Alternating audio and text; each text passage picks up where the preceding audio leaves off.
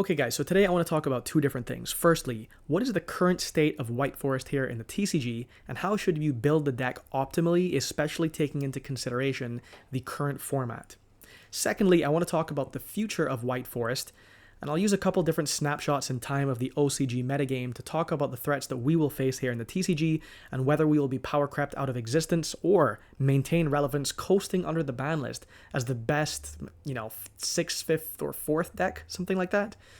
Okay, so let's begin with modern day TCG right now.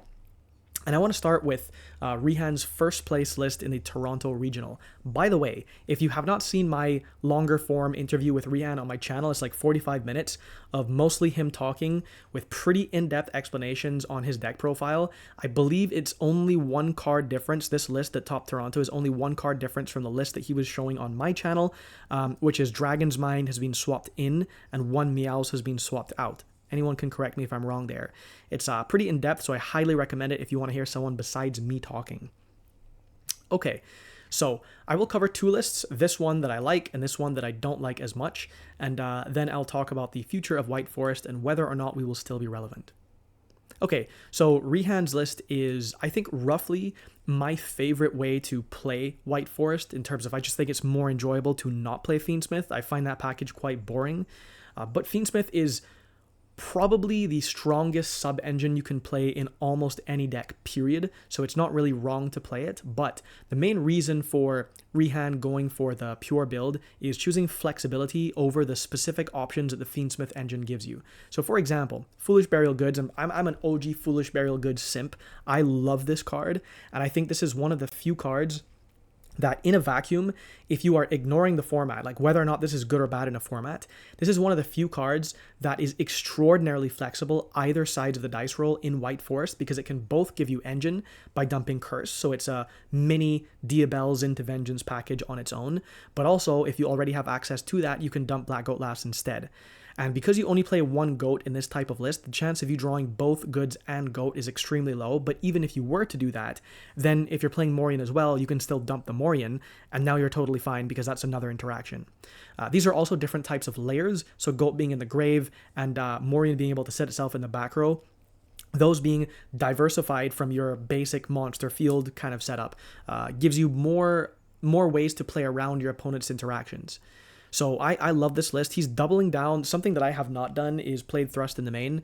So this is doubling down on the flex aspect of White Forest, trying to get access to whatever you want, whether it is engine or non-engine with the Thrust. So, and then also kind of frees up your siding patterns a little bit because you can choose how you want to play and what decks you want to try to beat.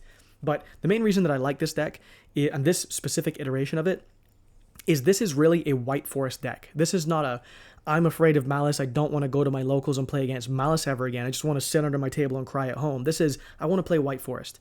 So, last quick point here that I'll make on his list, so I don't repeat too much that he covered in the interview, is the Stellar Inclusion. For those of you who are wondering, this card is still a bad card in the general context of your opponent may have any hand trap that ever has existed on the face of the planet, like a typical generic hand trap like Imperm, Ash Veil, or whatever. This still loses super hard to those things, but in this format, when you're reading that people are going to be on 6 or even 9 Charmies, a Stellar gives you a way to also play around Perulia, because when you normal summon this, so they go +0 because they draw 1, so they've replaced the Perulia, you can just complete your ladder using a Stellar, bring from deck, whatever, and you're playing around the Perulia. So the inclusion of a Stellar gives you a way to play around all Charmies, instead of we can play around all Charmies besides Perulia. Okay, so I love this list. Now for the next one, I don't like this list as much because I think this list is focusing a little bit too much on ceiling cards, and the ratio of ceiling cards is a little bit too high here. So for example, just that like I was an OG Foolish Burial Good simp, I'm an OG Susurrus hater. I despise this card. So this card is a quick play Sinful Spoils card. This says target an illusion or spellcaster monster you control, that's the activation procedure. Return that face-up monster to the hand or extra deck, then special summon one illusion or spellcaster monster from your graveyard or banishment. And then it has the reset effect if it's pitch for a monster effect.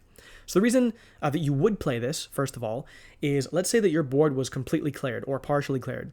Even if it was completely cleared, you can bring back your Sylvie or Rusia from the graveyard by shuffling back whatever. And then you will have an illusion or spellcaster monster on field that you can bounce to your hand with this. So technically, I guess that can be follow-up if it's a Sylvie. And now bring back out one of your boss monsters, like your Diabell Queen or your Ilia Sylvia or whatever. So it's kind of like an insurance policy against board clears. But I don't like this card for two reasons. Firstly, it doesn't do anything on its own, which is a lot of cards that we play, like Hallowed, for example, or Sinful Spoils of the White Forest, or Woes, or in his case, Azamina Determination, and then Deception, which does do something on its own if you have another card, but it trades very, very poorly into interactions. So when we already have to play a bunch of these cards, he's also on Rusia, so not to mention that, it's just very risky, especially when you go second. You're too likely to draw cards that really just need you to set up to be useful to begin with. So I understand the reason that you would play this, but I don't like this card and I don't think it's necessary. Determination, I feel like, is very similar. These cards seem to me like very particular siding cards where you are making a call that you need a certain type of interaction against another deck. But it really just is not necessary. I mean, you're already playing Woes, so you have your in-archetype ceiling card. So adding Determination on top of that is, I mean, like, how often are you getting all of these searched in your combo? And then if you're doing that, why would you need to do that? If you can get that far, you're probably winning against almost, like, pretty much actually any deck that exists in Yu-Gi-Oh! So I think it's a little bit too heavy on, you know, like, stuff that you just don't have to play. But otherwise, the basic palette is similar, though he is choosing to go for the 6 Charmies here. So the basic point here, you know, not to be too much of a deck review, is that there is a trend on the pure side of things to move towards flexibility, or at least this is what I think the trend should be, moving towards flexibility and being able to beat as many matchups as possible without just being, you know, a Malice doomer and saying, well, we lose to Malice anyhow, so I'm not playing Burial Goods or Black Goat Laughs. I just need to, like, main Lancia. Chill, bro. Like, how many people at your locals are playing that anyhow? Okay, so White Forest right now, I feel like, is in an okay position in terms of topping events, playing at Swiss events, playing at locals, etc. I think that White Forest is not well positioned for winning major events. I think that the best decks are simply better. They are both more consistent and more resilient to interactions, and I think generally Malice has a good matchup into White Forest.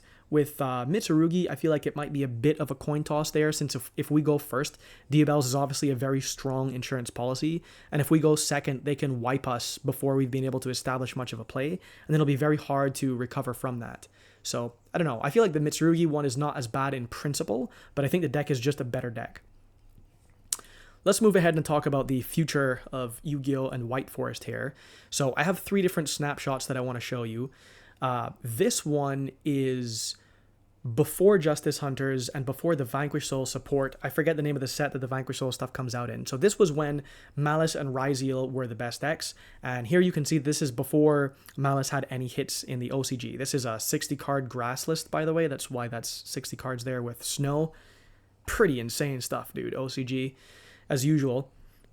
And here we had, I think, the highest representation of White Forest that I've ever seen on one of these pie charts, which is 10%. So it's not a huge percentage, but, you know, if Malice is the best deck of a format and you have 10% when you lose against that deck, and the deck is also just better, I feel like that's pretty okay for us. You know, there's no threat of a ban list for us. Here you can see that for Ryzeal, the only hit here was X to 1 and Bonfire for 1, which actually are substantial hits. But still, you know, these cards can play through a lot of interactions. And the sample White Forest deck that they showed here, let's ignore the 1 gamma, 1 driver OCG ratio situation, is nothing too unusual. They are playing set rotation and chicken game. That's interesting. But nothing particularly unusual. You know, of course they have like the Baron and whatever. So I feel like White Forest is, by definition, an okay deck that won't get hit on a ban list, but it's probably just not going to win major events. Let's skip forward in time a little bit, because of course, if Malice becomes worse, and maybe Detonator becomes less present, we will maybe have more favorable matchups based on what the best decks in the meta are. So let's skip forward here to, I believe this was the Duelist Advance. I think this might have been the name of the set that released the Vanquish Soul stuff. So if we look here, White Forest has dropped from 10% to about 4%, and now we have the Dracotail, Yummy, Malice, Vanquish Soul kind of top 4 decks. Let me also just show you immediately that these decks are kind of rotating in and out of favor in terms of which one is the most represented. And I'm not even sure if there has been a relevant set release or card pool release since here. So I feel like these decks are just the best 4 decks. And then the other decks that you're playing in the meta are either decks that can play a certain package, like the K9 package, or they're decks that have an okay matchup, or they're just strong rogue decks that people just want to play. But really, these are going to be the decks to beat. So White Forest is still present on the pie chart technically, but just under 4% here. And I feel like there has to be a certain level of power creep in the OCG from Justice Hunters and what we will get in August from Justice Hunters, because the Malice list, like, all they have is Dormouse to 1, and I guess you could say Gold Sark to 1. You know, they have 3 field spell, they have basically everything else. Incredibly, they have Link Decoder, which is debatably the best card in the entire deck, which we have banned here in TCG. And this deck isn't even the best deck. You know, it's at best debatably tying for the top spot along with 3 other decks. So if a deck that beats us and is better than us is tying for the top spot with 3 other decks, I feel like White Forest is not super well positioned to be the best deck ever. But we may be sitting in a Goldilocks zone of we will never be hit by a ban list ever. We will just coast under because we're good enough that we can beat anything, but we may have matchups we don't like or matchups we don't want to go up against. And I think we're pretty well positioned unless you are a pro player who wants to specifically win a YCS. I think if you just want to top events, then White Forest is probably a great deck to do that. Okay, last thing I'll mention here is that Vanquish Soul is probably going to be one of my next favorite decks, and I will be covering this on the channel. This is one of the coolest archetypes and themes in Yu-Gi-Oh! Basically like a fighting game type theme where your characters tag in and out, and now they have some very, very cool support. So I'll be covering that in the near future. If you have any insights that I have not covered, please let me know. I don't know that much about the OCG, I just follow the Road to the King reports. So thanks for watching, feel free to join the Discord and at me if you like, as I'm very active over there.